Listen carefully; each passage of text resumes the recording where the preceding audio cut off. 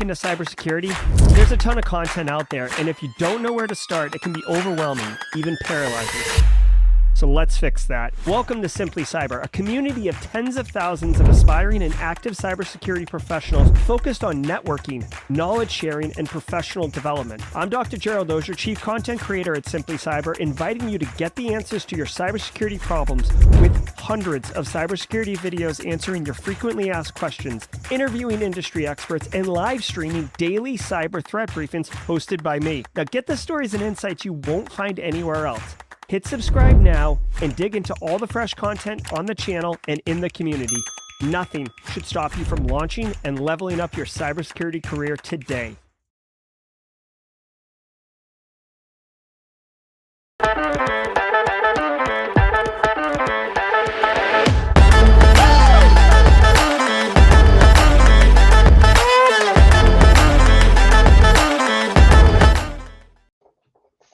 What's going on, ladies and gentlemen? I tell y'all every time, I love that intro music. My name is Eric Taylor. I am the CEO and Chief Forensic Operator here over at Barricade Cyber Solutions, and it is my esteemed pleasure to be guest hosting in Dr. Gerald Auger's absence today, as he is traveling to Black Hat. Will not give any of the pertinent details away for any of that stuff, but let's get this thing fired off because I know everybody wants to hear it. That's right. So grab some coffee, grab your bottom. We're going to be coming in hot because today is August 9th, 2023, and I am welcoming you to episode 426 of Simply Cyber's daily cyber threat briefing, where we're going to discuss today's top cyber news. So that way you are more informed when you go into your job this morning. You know what's happening. If you're going in for an interview, you're going to be able to go in there and crush it and be able to say, hey, how do you stay current? Well, I watch this jackwagon Eric Taylor, who guest hosts sometimes, but more importantly, you stay tuned to CEO or CISO of Dr. Gerald Auger, delivering those type of analysis every time. He does give you from a more elevated C level. I definitely do more of a technical level recap of the news, and again, happy to be here. If you are Team Live, we do love you joining every single day. We greatly appreciate it. According to my feed right now, we currently have 130 of you wonderful folks joining us on the different channels, whether it's LinkedIn, YouTube, Twitter, whatever the platforms are. We definitely appreciate it. So definitely say Team Live in the chat, like we're seeing with Mosey, with Steven, with Adabu, hooked on phonics, Austin, Geoff. Good to see all you folks. So when you go in and you try to file for those CVEs, you can be able to say, hey, I was on here, I posted, it's burned in, like Dr. Gerald Auger says. He never takes these things down. He never takes them down. And they're always there, so it's completely audible. So at any time, if there is a discrepancy, you can be able to submit that. If you are Team Hybrid, whether you're just trying to listen to us ramble on 1.5 or 2x, catch on up with us.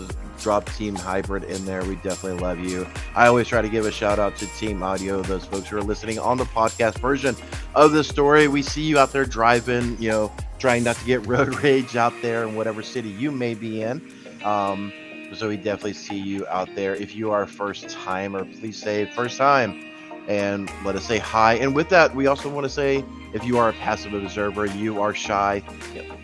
Even though I come on here, side story, my marketing is always like, we want to record some videos. So I'm like, no, we're not recording anything. We're just going to do it live. I just do better live on stuff. But, if you are here, please say, we are passive observer. I just don't know what to say, blah, blah, blah.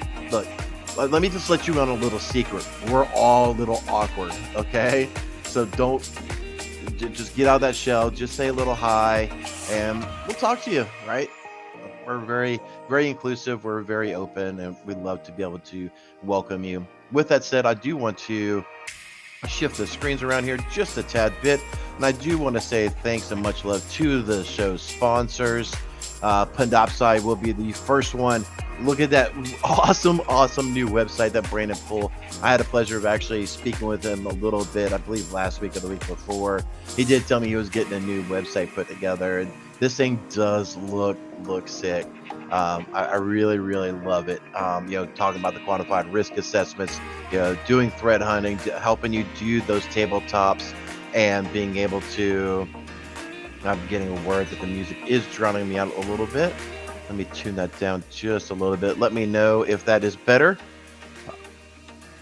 But yeah, Panoptcy Security, if you're looking for that quantified risk assessment, you're looking for potential threat hunting, you're looking for someone to help you do those tabletop exercises, Panoptcy Security may be that type of solution for you, where you're a lot of times the internal IT folks, they just don't know how to really communicate those type of scenarios and type of situations, and being able to get budget for what you're trying to do. So definitely reach out to Brandon Poole and the team over there, Panoptcy Security. Have a conversation with them and see if that organization is a good and right fit for you. Also, with that said, we definitely want to say thanks and much love to the other show sponsor, Antisyphon, which is Black Hills Information Security. They do have a plan or a line of courses for pay what you can. All right, so the link is down in the bottom. Definitely please use the link in the description because it does help Gerald, Auger keep that sponsorship, because as any business owner, I can say we try to see where our traffic for our website is coming. So by using that, it helps boost that they are seeing, oh well, we're getting 100 people, 200 people per month, per week, whatever that number may be, coming in from Simply Cyber. So it does help sponsor the stream and helps keep that validity there. But if you are new in the industry, you're trying to level up your game, definitely check out Antisyphon training. Full honestly, I've taken a couple of their classes. Really love the team over there. They really put together some pretty good stuff, and it's from people who actually do this thing day in and day out. So it's not theory, it's 100% practical, right? So you're going to learn from people who are in this thing day in and day out, and be able to give you real world experiences and be able to help you out with that. Much apologies to the stream. As everybody knows that I really do need to talk to Dr. Gerald Auger about it and find out what is the platform he uses for the Worldwide Wednesday. I just don't know. So, and I was full transparency. I am not good at geography, ladies and gentlemen. I mean, I know my continents and all that stuff, but okay, is this in what continent? And I'm just really not good at it. That is one of my downsides.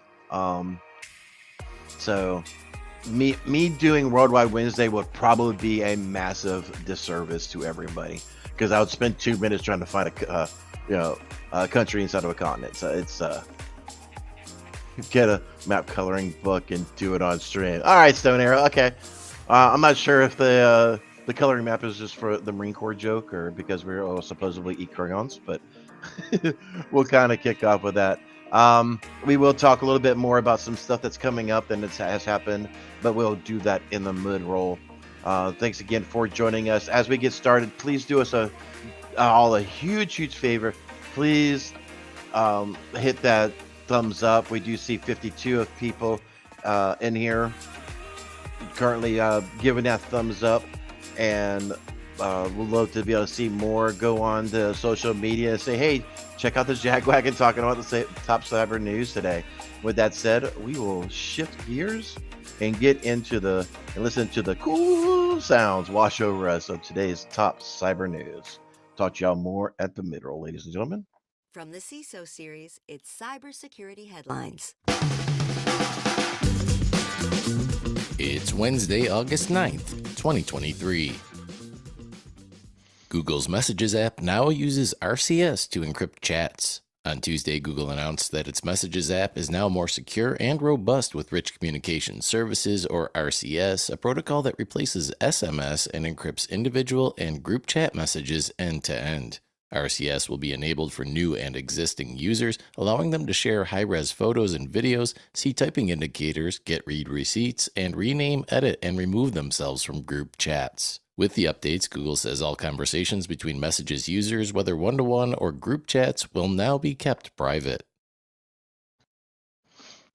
Interesting. So yeah, this is something that's been going. We've been seeing a lot of push for this in the InfoSec community, where um, that's a huge attraction for platform messages like WhatsApp and Signal being the two primary end-to-end encryption for messages. Seeing Google Messages coming out with that, doing uh, to encrypt group messages. I'm wondering. I have to go back and look at this. If they are if protocol aiming replacing SMS. Okay. Okay, and this actually answers my other question I was going to have. So, all right, so Google is advancing its SMS to be more secure, like the iPhones or the iOS's iMessage platform. So that's good.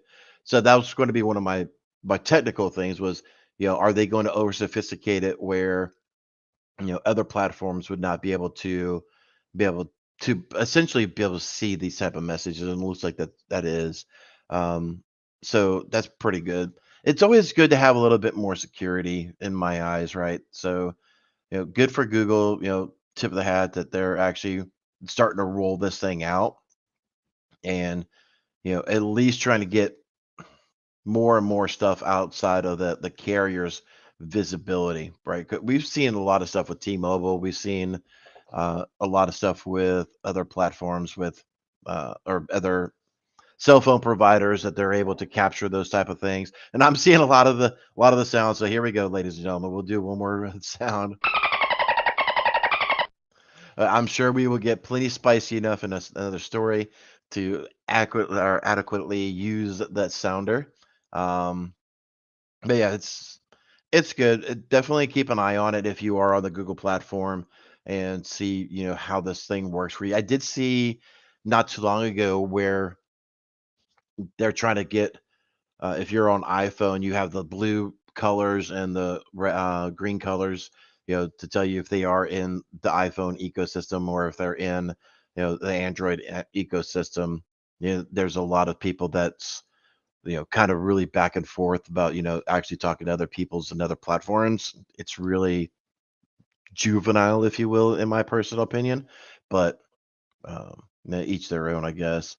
But like anyway, making things a little bit more secure, keeping things out of the reach of your your cell phone provider, being able to you know do the data just like your ISP. You never want to use your Comcast, your Spectrum, your whatever, Verizon Wireless.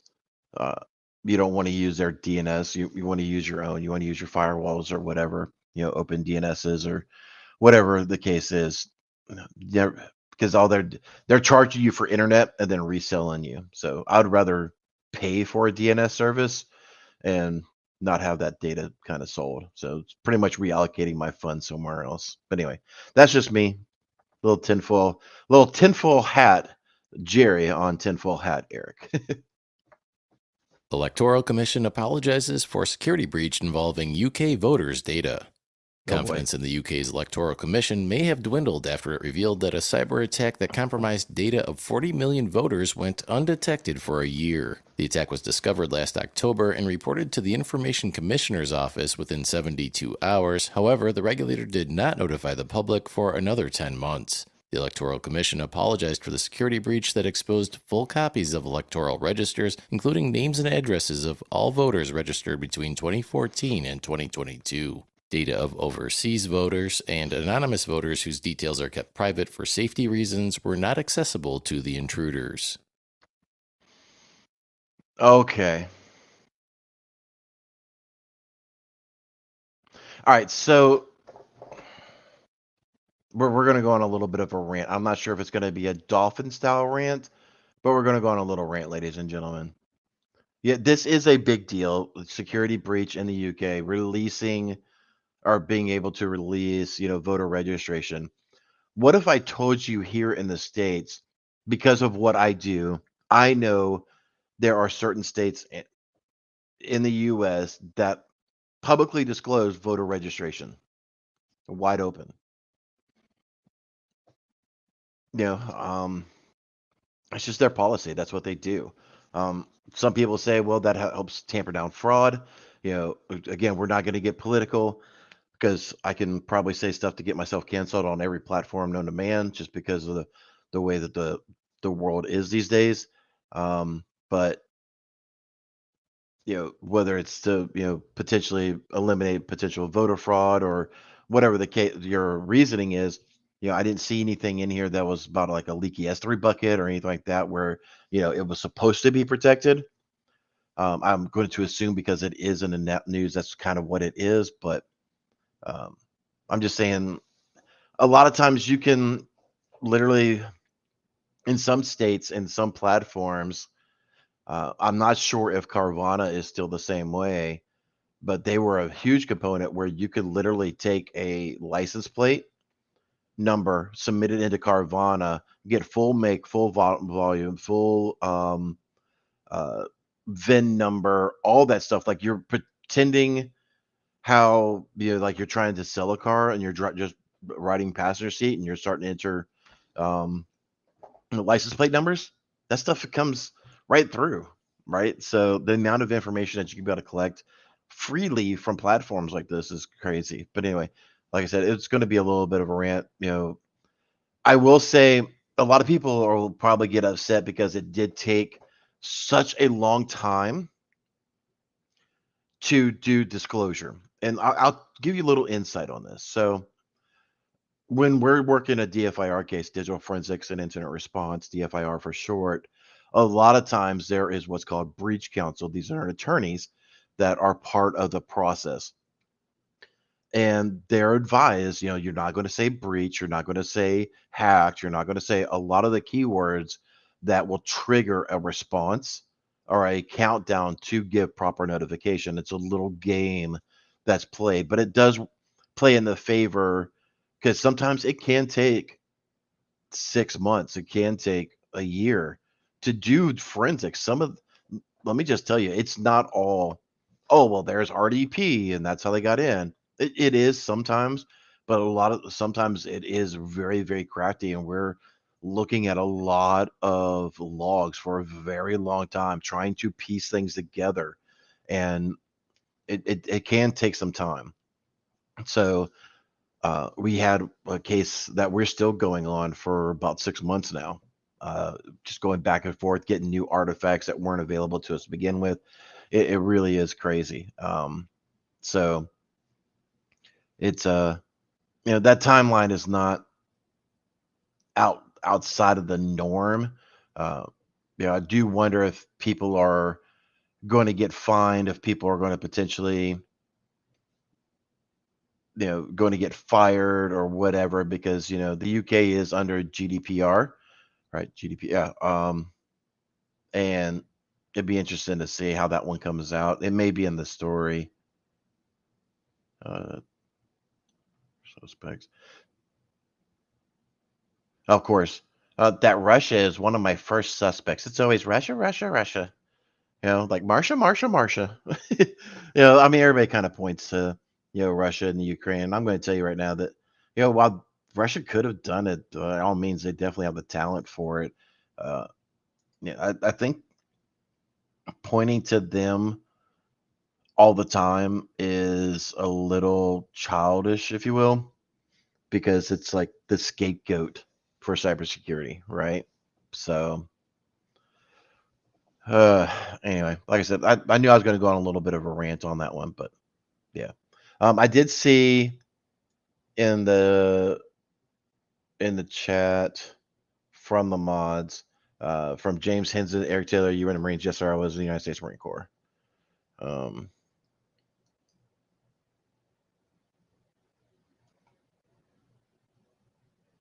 a message from Julie. How secure is RSC messaging from the first story? Julie, I'm not 100% sure. That's outside of my wheelhouse. So I'm not in that world. So it's I know enough about the cryptology of messaging to make myself look stupid talking about it. Mm. I pretty much know the basics of it, if you will. So Banks hit with over $500 million in fines for using out-of-band chat apps. On Tuesday, U.S. regulators announced a combined $549 million in penalties against Wells Fargo and a raft of smaller or non-U.S. firms that failed to maintain electronic records of employee communications.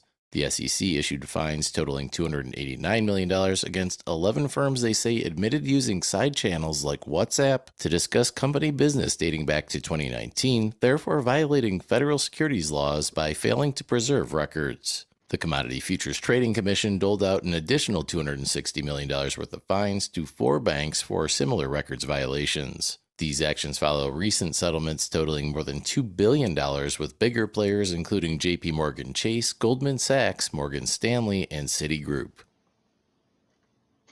all I could say, it could not happen to a better bunch of. I mean, seriously, these banks think they could just do whatever. Here we go. It's going to be dolphin time, ladies and gentlemen.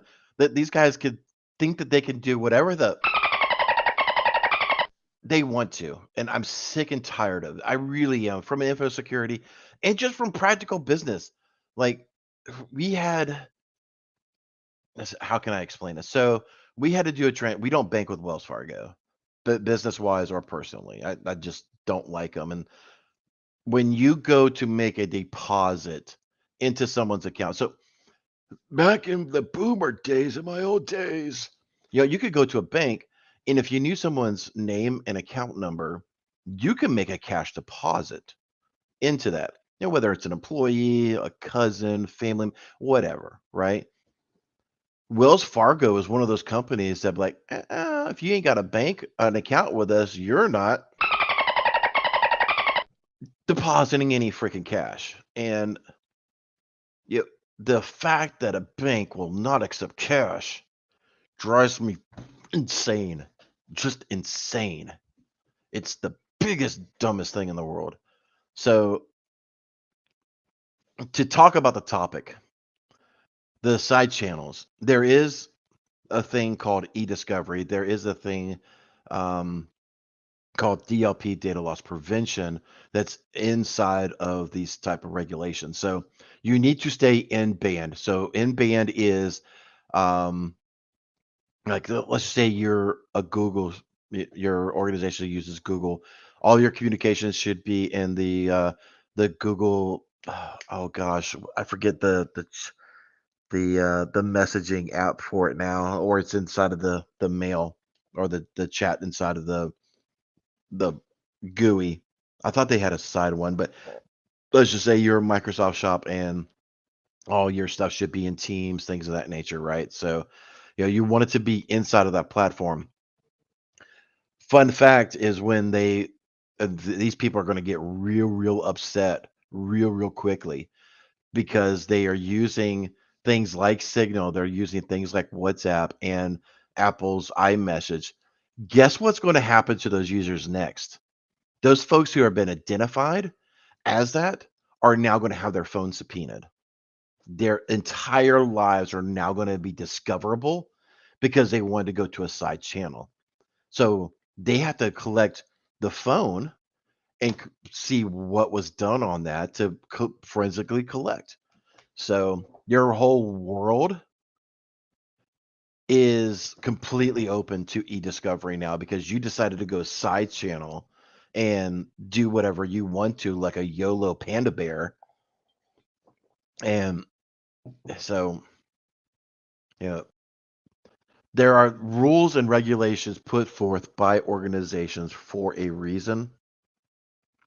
It really is in your best interest. If you really want that clear line of separation between work and personal life, don't do this stuff. Otherwise, like I said, if there is an incident and there is an investigation and it comes out that you've been messaging, Carl in IT on Signal on your personal phone outside of the provided bandwidth, your personal life is now discoverable. You are now surrendering your personal life. And guess what? If you have apps like Signal on your phone, you have Signal on your desktop and on whatever else apps. So your whole life could potentially be discoverable and subject to search and seizure. So, hooray! People are goofy, I swear. Anyway, we'll carry on, ladies and gentlemen. How are you doing today? Malicious extensions can abuse Visual Studio Flaw to steal auth tokens. Researchers have discovered a flaw in Microsoft's Visual Studio Code editor and development environment that allows malicious extensions to retrieve authentication tokens stored in Windows, Linux, and Mac OS. The tokens are used for integrating with various third-party services and APIs such as GitHub and other coding platforms. The issue stems from a lack of isolation of authentication tokens in VS Code's secret storage API. The researchers were able to decrypt the tokens using a key they could easily derive using the executable path and the machine ID. Using a second flaw in the getFullKey function, researchers were able to trick VS Code into granting them access to secure tokens from other extensions. Researchers reported the flaw in a working proof of concept to Microsoft 2 months ago. However, Microsoft has yet to address the issue. Microsoft is really getting a red. I really think these guys are another company, just like the last story. They think um, they're they're too big for their britches, right? We've seen things in the recent news about Microsoft Teams, and they don't want to fix that for out of tenant messaging being mimicked. That way, it can appear in channel. Where we've seen one other story, I forget what it is. Now we got Visual Code doing browser extension cred dumps, and it's like they're like, yeah, la la la la la la. Nobody's gonna punish me, yay! It's like the spoiled little neighborhood kid, and they're getting too big for their britches again, and sooner or later, we see companies do this all the time, historically, I should say, and they get too big for their britches, and they get a spanking, and they kind of get back in line a little bit, and they play nice with, all the neighborhood kids and stuff like that, if you will, as a thing. But if this is definitely something you want to, you should have auditing in place for things like, um, blocking GitHub in your organization if GitHub is not part of your company's ecosystem. If it doesn't make sense for users to be making calls out to GitHub or any site, right? I mean, there is a level of scrutiny inside of your organization you need to be applying, for authorized and unauthorized web traffic, for unauthorized and unauthorized applications and services and things of that nature. I did see a comment. Yes, I will be around for a little bit of jaw jacking. So I will take your note, Jenny, and advisement. So we'll scroll back. So Jenny, just so everybody knows, she's kind of capturing the questions, and we'll go through and answer them toward the end. But yeah, do yourself some favor, go through and start auditing, what browser extensions are installed on my managed devices. You know, um, what is the top 10 websites that was visited by my organization in the last 24 hours, 72 hours, a week, a month? Start doing trends, start looking for those outliers.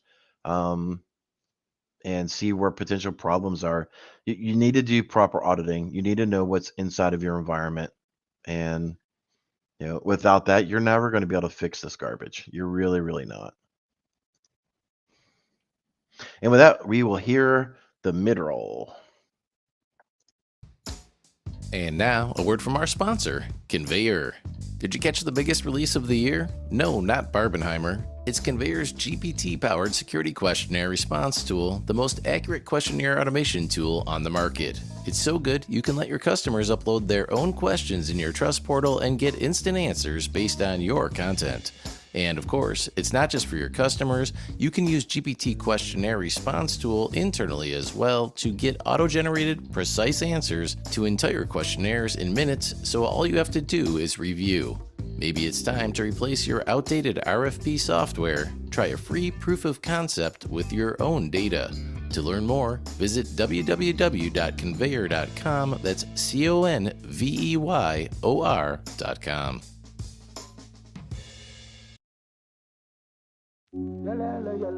All right, ladies and gentlemen, thank you so much for joining us so far. I hope you are enjoying the rantings of myself as I am again guest hosting, sitting in the quote-unquote A chair for Dr. Gerald Auger. Let's take a moment, enjoy this music for a moment, take a sip of coffee with me.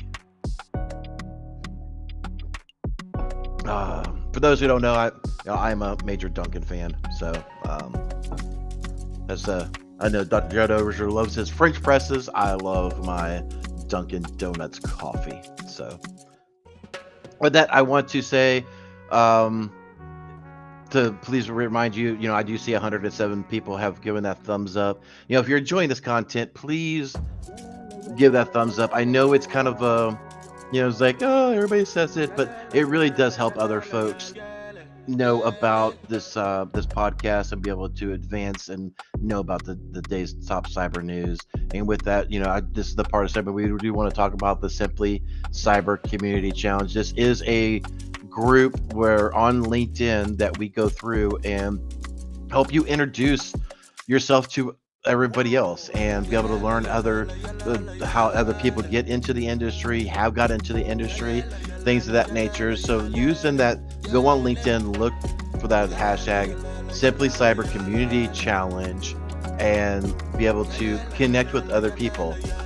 Yesterday we did have Stephanie Strauzy. Please forgive me, Stephanie, if I'm butchering your last name. I say it all the time. Hooked on Phonics never worked for me. But this is her link. Definitely go reach out to her or take a look at her, comment, get connected, and be able to see what her story is, and look for other people, and start making meaningful connections with other people. Like, hey, that's how I got into, or hey, you're that I struggle with the same things, or I'm looking to do the same things. All those type of things. And it really helps find like-minded people. That's really helped building out the community. And we want to make sure that people are able to connect with each other, right? In a very meaningful way and around a topic that we all simply enjoy here, cybersecurity. So make sure you do tune in for episode 6 of the 8 for rebuilding or monetizing and building your LinkedIn profile. I do believe this may be a pre-recorded. It would just make sense. I just dropped the link in the chat for this. Make sure you have this on your radar for 1 p.m. today, where they're going to talk about the personal branding in the digital age and how much is TMI. For those who don't know that, too much information, TMI. That kind of talk, I didn't even realize that, but that kind of goes back to the conversation about Wells Fargo having that level of separation, right? Even I teach my kids, when we're out and about, then you don't post where you're out at. If you're at the local restaurant, you wait till you get home and be able to do your posting where you're back safe. These are just simply cybersecurity things, but knowing what to divulge and what not to divulge, I would believe is going to be the topic of today. And definitely tune that in and learn about that.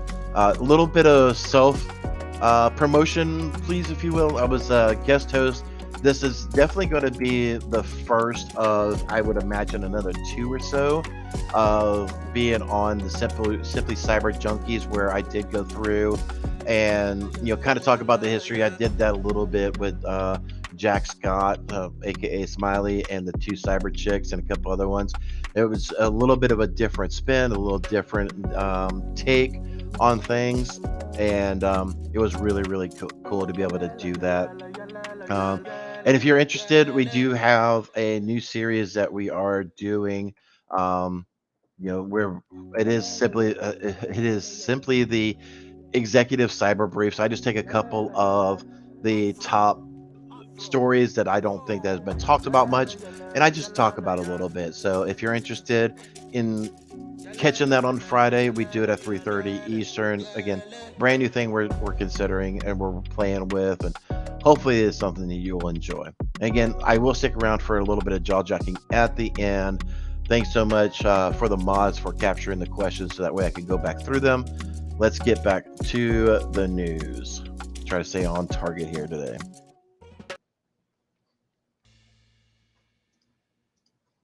Google is picking up the pace of Chrome security updates.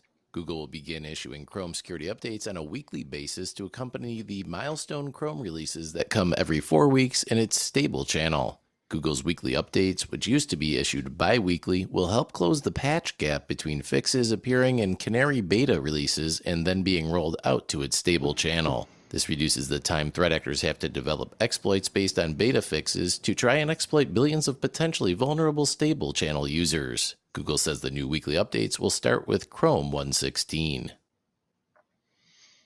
Good. Seeing a more proactive patch schedule from on a platform is definitely a good thing. The one thing, so this is just around Chrome, right? Yeah, so this is around Chrome. Okay, so yeah, I mean, Chrome is being essentially adopted by so much. Even Edge is a Chromium version. There's Chrome, and there's 2 or 3 other flavors of Chrome called Chromium that's being built out. And so seeing something that is being widely adopted by other platforms, getting a routine or a consistent cadence of patch updates is definitely a big win for folks. So we'll be keeping an eye on that. I definitely know it's going to keep the patching guys and gals a little bit. Oh wow, I didn't even notice this. So finish up. They've actually got a update bar. I wonder if that's going to populate down to the Chromium finish update, relaunch update, and new Chrome available. That's pretty cool. So I wonder if that'll come down to Edge and some of the other Chromium flavors. But yeah, again, don't want to spend too much too much time on this one. Just know that finally we're getting a regular patch cadence on this thing. So hats off to Google for that. And now it's time for You Should Probably Patch That Patch Tuesday edition. Hold on, we got to play this. You gotta patch it.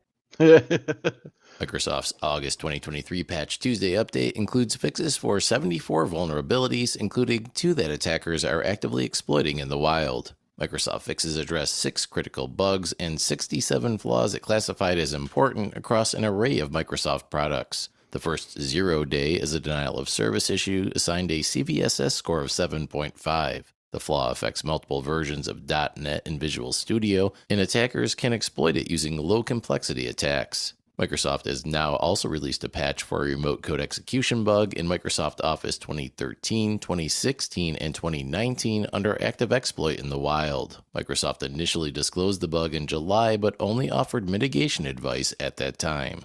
Additionally, Adobe rolled out a batch of 30 security updates for its Acrobat and Reader software affecting Windows and macOS installations. The software maker documented the security defects in a critical level advisory and warned that successful exploitation could lead to arbitrary code execution, memory leaks, security feature bypass, and application denial of service attacks. A lot to be done, ladies and gentlemen, a lot to be done. One good thing that I'm really glad about that we've implemented a long time ago, and you really should, if you are not doing this, you should have a piece of software, an EDR, whatever, inside of your organization that provides reporting for true CVEs that may be applicable to your organization. Being able to monitor that and be like, yep, CVE 2023-36884 is fully patched on all systems. Thumbs up. Let's go get tacos, as Dr. Gerald Auger says. And he also says, you gotta patch it. So being able to have that visibility inside your organization to know what's patched, what's not patched, and working on a full patching schedule to make sure things are done in a timely fashion is definitely critical. So, just because you have a GPO on your domain that says patch everything on Tuesday night, and reboot, doesn't mean it freaking installed, right? So, yeah. Brandon Parsons, I see your comment. Message me on LinkedIn. You'll be surprised what I use, maybe. But anyway, we will carry on. 75% of organizations set to ban generative AI. According to results of a global survey released by BlackBerry Limited on Tuesday, 75% of organizations worldwide are currently implementing or considering bans on ChatGPT and other generative AI applications. 61% of those respondents said the measures are intended as long-term or permanent, pointing to risks to data security, privacy, and corporate reputation as driving their decisions. Despite their inclination towards outright bans, the majority also recognize the opportunity for generative AI apps to increase efficiency and innovation and enhance creativity. When it comes to using generative AI tools for cybersecurity defense, the majority of respondents, or 81%, remained in favor, suggesting that IT decision makers don't want to be caught flat-footed and give cybercriminals the upper hand. Yeah, so we've seen a lot of stuff in the news about ChatGPT, and it's going to be OpenAI, it's going to be Bard, it's going to be all that stuff. There it becomes. I'm not going to pull it. I'm not going to do a bunch of googling and try to find it, but there is a complete AI generated woman, beautiful, beautiful woman. Like you could tell, like it's one of those like models that are just flawless, or they use a ton of that airbrushing and just all that stuff, right? And just a young little thing, 20 something, you know, doesn't got the wrinkles and all that, but it's complete. The young lady, I don't know, can I call her young lady because it is an AI generated image? But there's like people falling in love. There's guys messaging and trying to meet this person, and it's been totally, it's fake. Even on the profile, it says images are completely created by AI, and so it's going to be a problem. You've got, oh, excuse me, you got folks falling in love with things that don't exist. What was it, yesterday or the day before, where there was a story about ChatGPT just really blowing it on, some basic math stuff or some math calculations. Um, there's, yeah, Jax. Hey, Smile. Hey, how you doing, girl? Yeah, I think we're talking about the same thing, but there is a profile that's out there. It may be on Instagram. I'm not really on it, to be honest with you. Um, so um, it's crazy, but yeah, it's this may be a pause, because I do know we were trying to get, and again, Elon Musk, and I think um, a lot of the other tech heads, if you will, were trying to put a pause and slow down the creation and the advancement of ChatGPT. So, you know, having organizations kind of pump the brakes and kind of banning it, that may help give it the pause that it needs to kind of reassess some of these things, right? So, I do think it's a little bit of fast and loose with it. I do like it for helping create a couple things. I've messed with Chat GPT a little bit here and there, and some of the stuff that it's been able to create is kind of cool. It's never 100% correct, but to be able to get bullet points and you know some items quickly back on something, it's kind of cool. So it at least gives me a starting point. That's kind of what I've always used it for. But anyway. New downfall CPU attacks steal sensitive data. Google researcher Daniel Mogami has devised a new CPU attack to exploit a side-channel vulnerability dubbed Downfall that affects multiple Intel microprocessor families. Mogami was able to exploit the flaw to steal AES 128-bit and 256-bit cryptographic keys and other sensitive info protected by Intel's hardware-based memory encryption mechanism called Software Guard Extensions, or SGX. Downfall attacks require an attacker to be on the same physical processor core as the victim. However, locally installed malware could also potentially exploit the flaw. Details about the vuln were kept private for almost a year to allow manufacturers and providers to develop a microcode update, which is now available to mitigate the issue. However, fully eliminating the risk of downfall attacks requires a complete hardware redesign. Intel downplayed the issue, saying that, quote, trying to exploit this outside of a controlled lab environment would be a complex undertaking, end quote. Mogami has released exploit details and is scheduled to discuss it this week at the Black Hat Security Conference.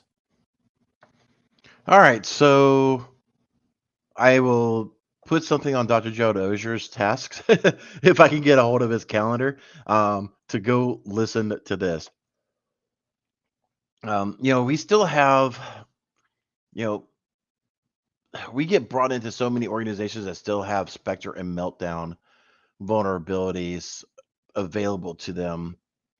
That's from 3-4 years ago that haven't fully patched. It's granted, the Spectre and Meltdown, it definitely looks like this one.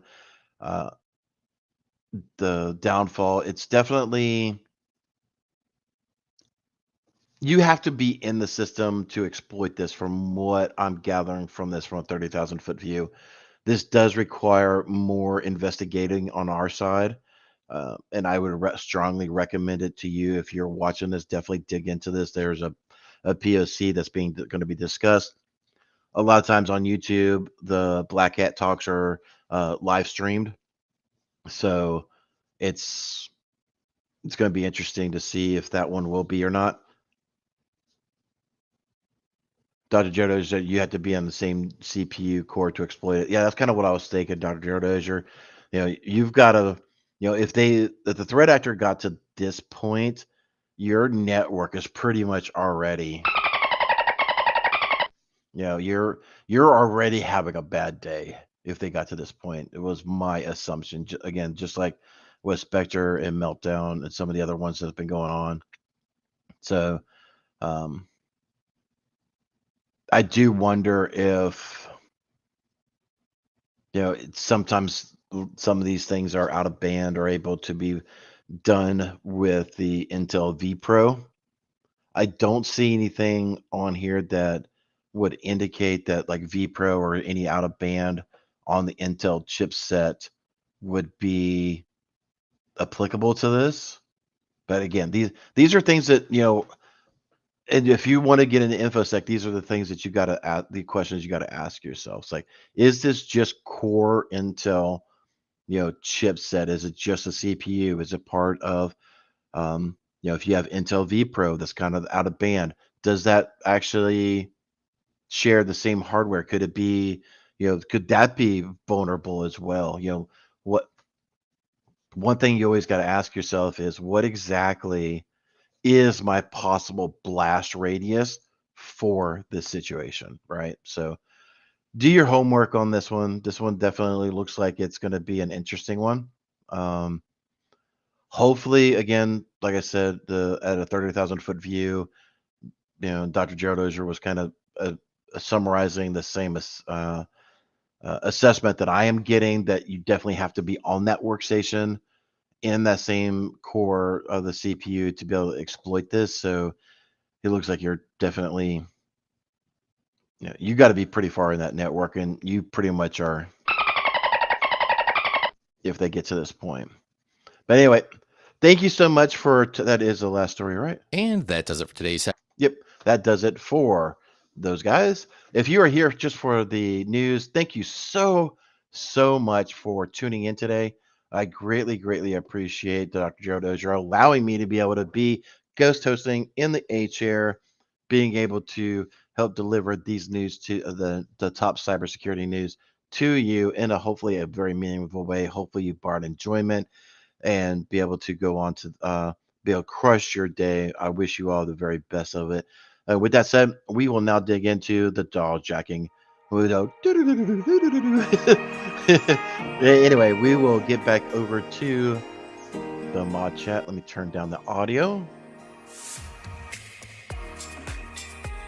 and kind of go back through the audio of that mod chat. If you have a question that you've been saving, just do me a favor, put a Q in, and then type your question into mod chat or into the stream, and I will look at it.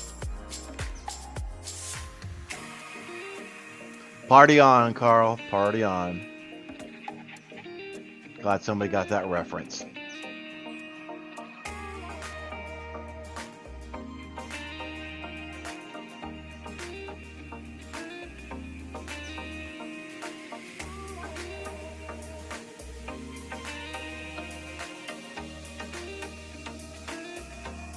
So we had a comment from Mosey Evie.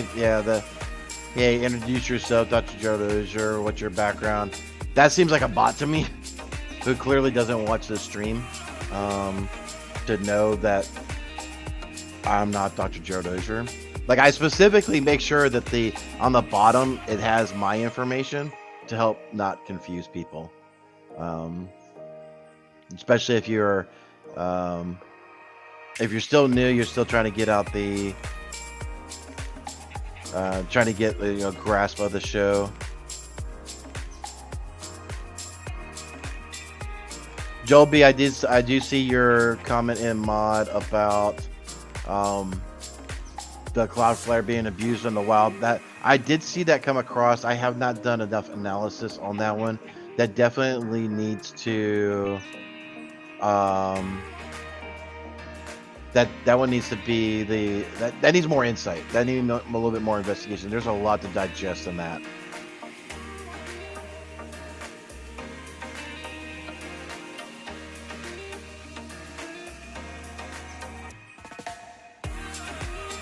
Oh, it looks like Dr. Gerald Auger knows who Mashi is. Okay.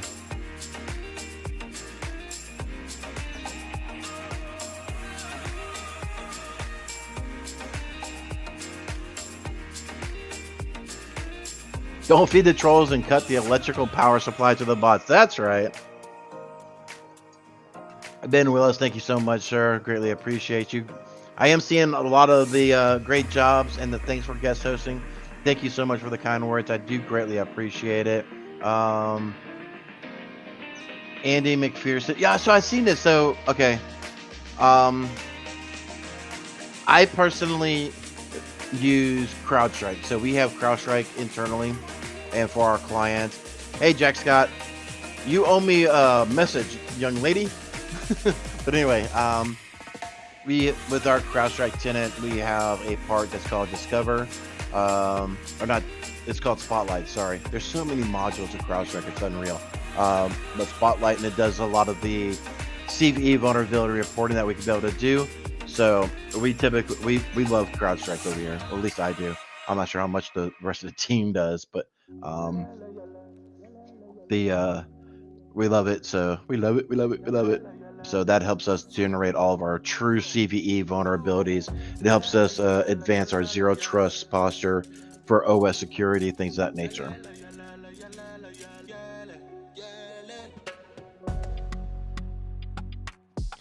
Carl Rand, do you anticipate Barricade doing any hiring in the future? Carl, yes, I do. I just don't have a timeline for that. I'll be completely honest with you. Things have been it's been all over the place.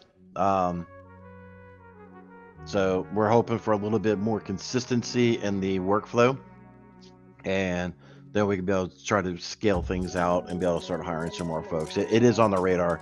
We are on a growth mindset this year, so hopefully this will come soon.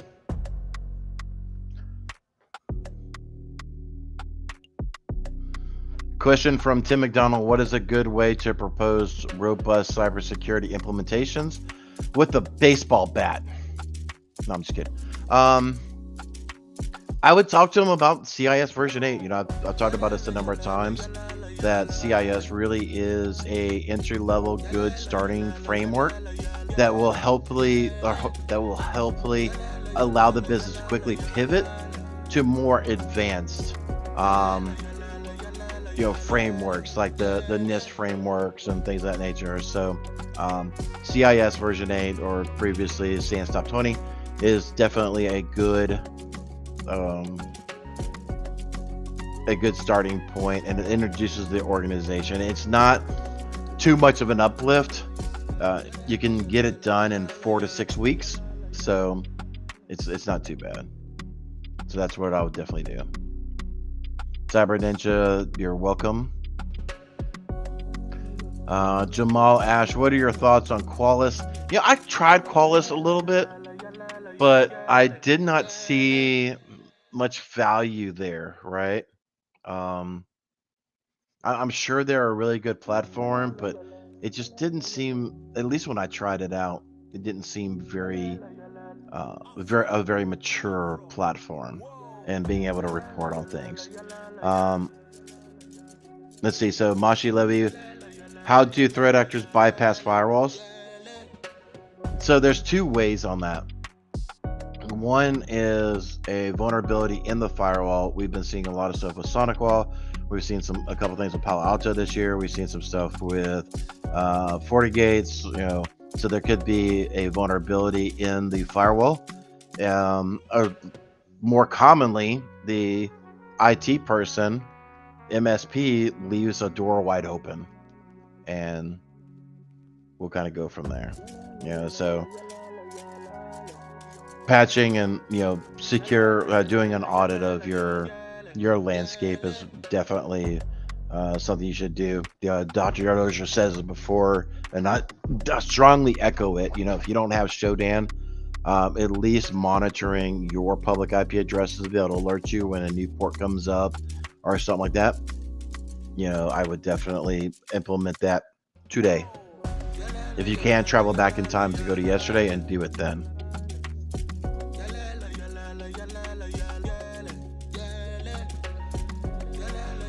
Question from Discord: who gets the fines? Do fines actually go toward the corrections of the problem? So we had a story, and I think I'm gonna self-promote, I think here. I think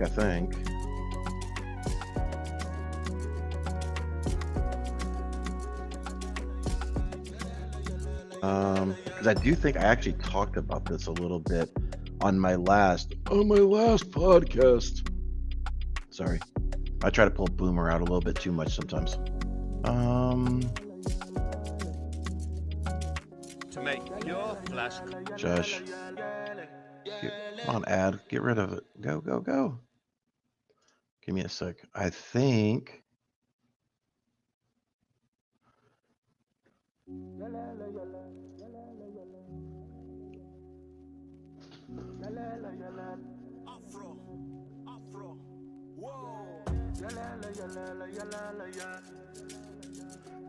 So bear with me. I'm trying to make sure I actually talked to. I know it was on my radar. Let me just pull something up. Hold on. Let me go to my other screen because I know if it was not discussed in last week's executive cyber brief, I do know that I had it on my read later.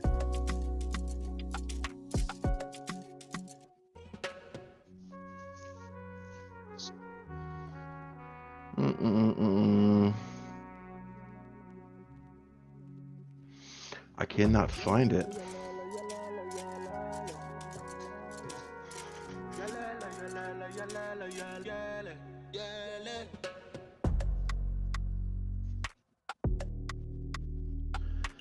Talked about managing the MSP.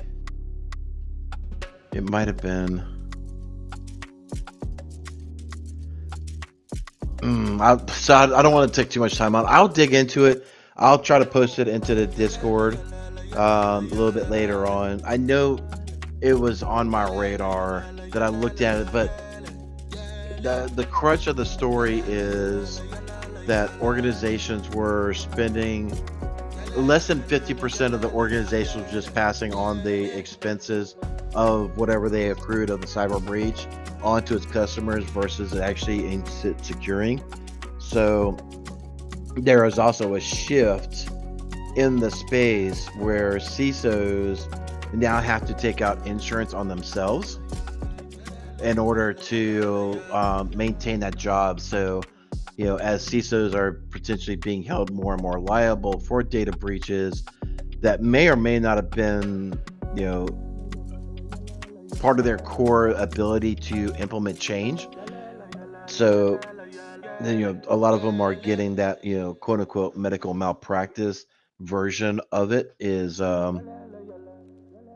part of the scope of CISOs these days. So it really depends to the Discord user Brian_W that it really depends on the industry, the target that was hit, I would imagine, and the exact severity of it. So Taylor McDonald, Chief Informational Sacrificial Officer. Absolutely. Let's see. Have or has anyone else ever had to testify before a judge? As Alex, I have. So the question was, has or have anyone ever had to testify before a judge as an expert witness? Yes, I have. I'm sure other people in the chat may have as well. Why are such small fines given to major fortune for data privacy breach? If they get punished, it's a slap on the wrist, a few $1 million fines. It's nothing for them. Moshi Levy, yes, absolutely. It's they don't. What I've seen outside of HIPAA violations and fines, no, even the HIPAA violations, actually, now that I think about it, they have two calculations. They have one that's a percentage of your gross revenue or a max cap per incident. And a lot of the regulations will say it will max out at a certain amount of dollar value. And even HIPAA is the same way. So it could be, I'm going to talk out my backside for a moment. I want to say it's, this sounds right, but I think I'm wrong. But I do think it's 3% of your total revenue or $50,000, I think, for a small medical practice, like under 3 MDs is classified as that, right? So, and then as your organization gets bigger, it will allow you to do different things. So it is proportional. So I do wish that if you had a larger organization, that those thresholds would get increased. They may do that. Masha Love, can you talk about how to protect from 0 days? No, I can't, because they're 0 days. We're really up to the vendor on that to see what other possible recommendations that could be done for mitigation purposes until an actual patch is done. So,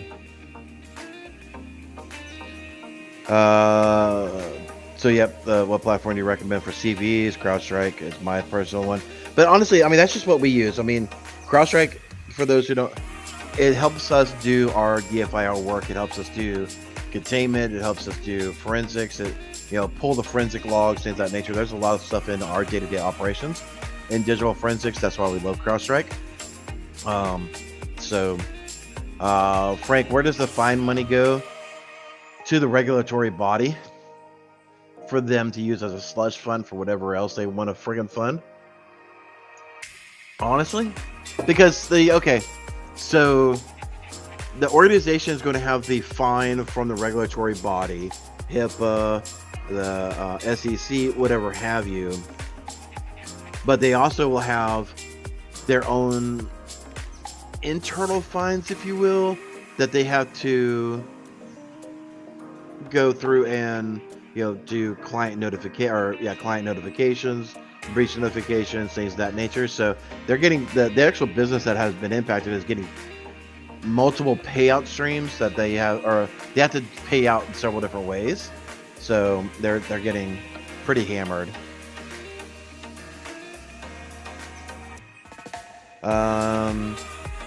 I'm a pen tester, and I am curious about the common plays for artifacts when doing incident response and forensics.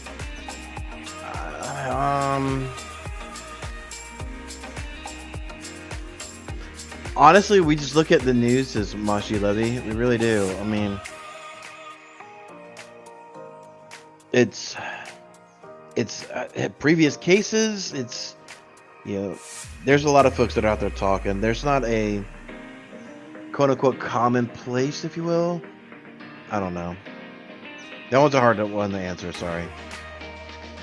What would you suggest for a goal for a SOC analyst in their first 90 days? Asking for a friend by Cyber Mishigami. If you haven't taken Dr. Gerald Augier's, I think he's got a SOC analyst class. If not, then check out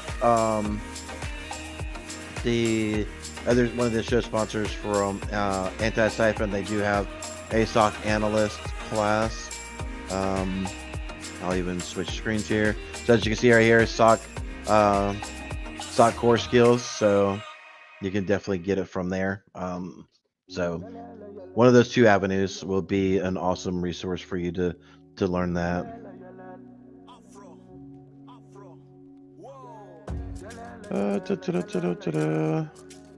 What time is it? 9:08. Okay.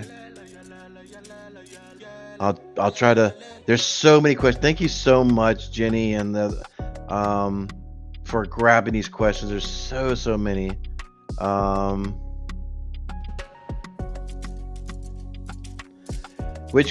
From Jeffrey, which companies provide InfoSec liability insurance? There is.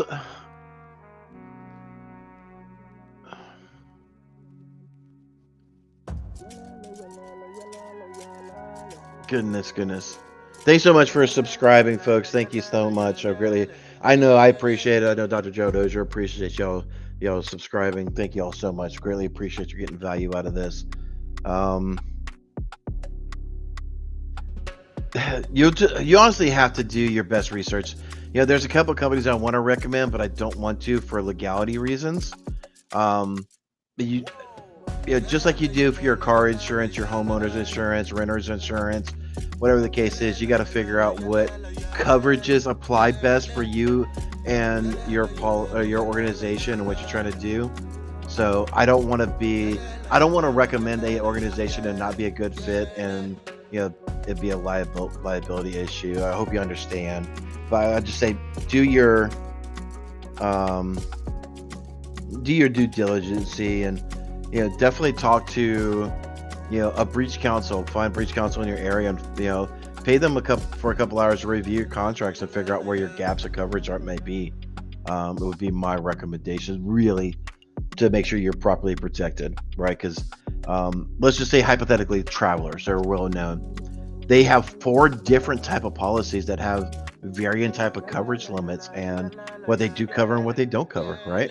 So, like I said, it's really hard for me to say, go to 1, 2, 3 places without the caveat of, you do your due diligence. Um, all right, so last question. No, I see 2 questions. So the last 2 questions we'll answer. Thank you so much for everybody for the questions again. I'm sure Dr. Gerald Auger will have me on again. Let's see. What is the best practice for implementing CIS in an org for someone just getting started? Andy McPherson,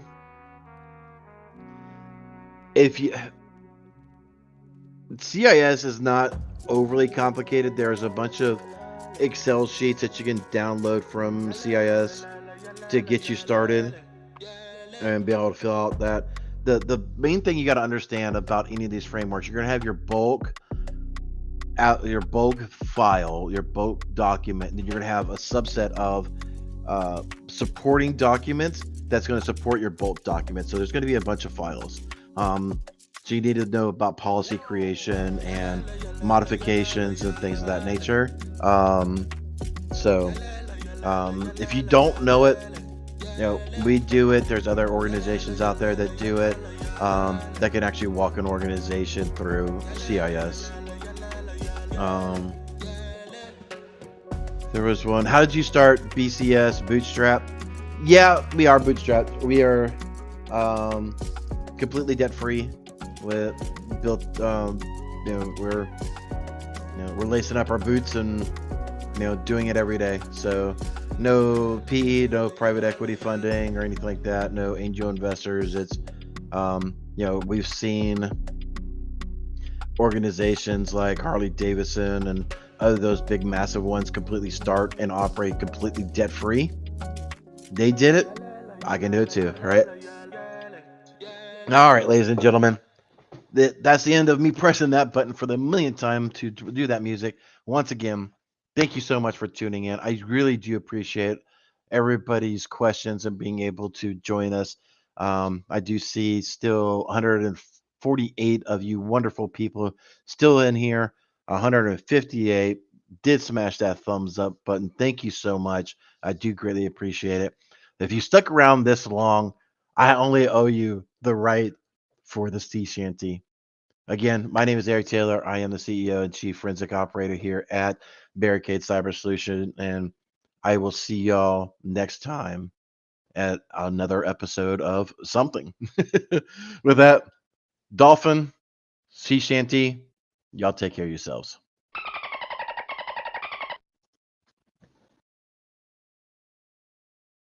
There once was a kid whose passwords laid across all sites. They were the same, a criminal, then found their fame by taking that data to go. Soon may a criminal come to steal your pictures and data and run. One day when the crime is done, they'll steal your account and go.